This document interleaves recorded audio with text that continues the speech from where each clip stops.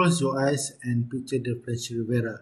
You will likely see exactly this: the sparkling turquoise waters of the Baie d'Ange washing up against the sun-drenched iconic coastline. But zoom in past the beach umbrellas and you find a thriving metropolis. Today, nearly 350,000 people live and work right on the shoreline. The pristine beaches are actually built atop 2,000 years depth of history. This specific stretch of sand has served as a critical trading port, a military prize, and a cultural melting pot for centuries. This postcard image sits atop 20 centuries of continuous complex civilization. Looking at this map, you can see why. Nice is physically squeezed into a narrow strip of land, strapped between the towering southern Alps and the Mediterranean Sea.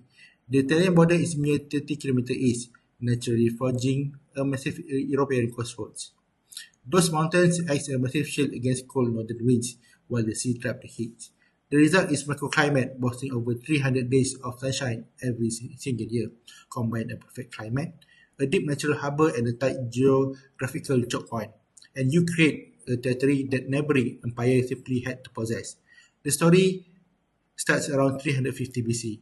Greek settlers travelling from modern-day Marseille dropped anchor here and founded a settlement they called Nicaea after the goddess of victory. It rapidly grew into an essential Mediterranean trading hub. The Romans eventually arrived and expanded the territory and building their own settlement high up in the hills. You can still walk through these ancient stone ruins in the Semaine neighborhood today. Fast forward through the Middle Ages and the territory fell under the control of the House of Savoy. For centuries, this Italian ruling dynasty dictated the laws, the architecture, and the local custom, deeply internalizing the entire region. France would then claim the sea until remarkable recently. Following a popular referendum in 1816, this portrait subject to Louis Napoleon III officially annexed the territory, placing it firmly under the French flag. By 1890, British and Russian aristocrats arrived in massive number, funding the construction of grand hotels, and the palm line promenading this historical photograph. 2,000 of years of shifting borders, the local adapted.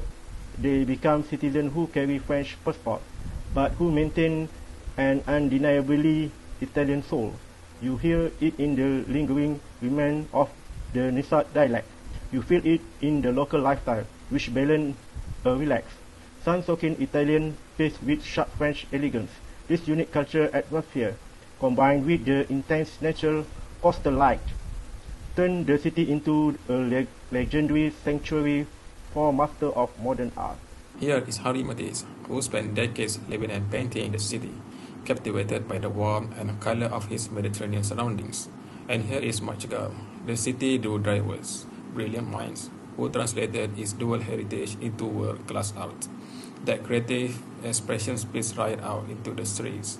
As we see in this vintage photograph of a massive roster float, the annual Nice Carnival showcased a joyful street culture that embraced grand spectacle.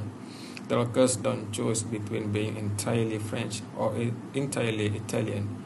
They have forged a living, breathing hybrid culture that belongs to them alone. Even the city's urban planning is a physical record of its history. The famous promenade des Anglais, with its white lace and palm trees, literally translate to walkway of the English, honoring the foreign aristocrats who paid to build it. Compare that to Venice or Old Town.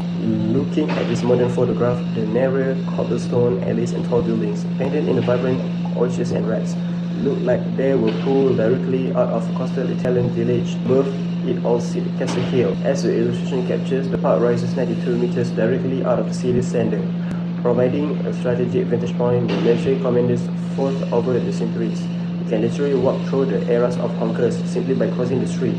The noises, cousins acts as a tangible synthesis of the region, painting local French practical ingredients with hardy Italian techniques. Take the authentic salad noises. Watch the raw tomatoes and black olive drop. The true local recipes released entirely on the snap of raw produce.